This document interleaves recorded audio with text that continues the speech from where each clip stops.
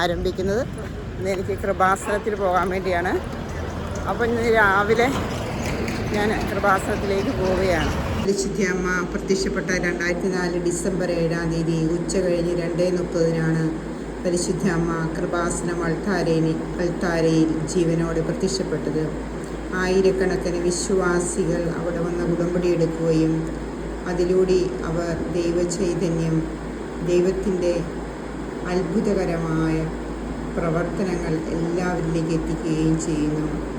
വിശ്വാസത്തോടെ അമ്മയെ സ്നേഹിക്കുകയും അമ്മയെ കണ്ണീരോടെ വിളിക്കുന്നവരുടെ അടുത്തേക്ക് പരിശുദ്ധ അമ്മ കടന്നു വരുന്നു. അമ്മയെ കാണുവാൻ ആയിരക്കണക്കിന് ആളുകൾ ദിവസം തോറും കലവൂർ കൃപാസനത്തിലേക്ക് ഒഴുകുകയാണ്. അത്ഭുതം നിറഞ്ഞ ശാന്തമായ ഒരു അന്തരീക്ഷമാണ് അവിടെ. നമുക്ക് നോക്കാം.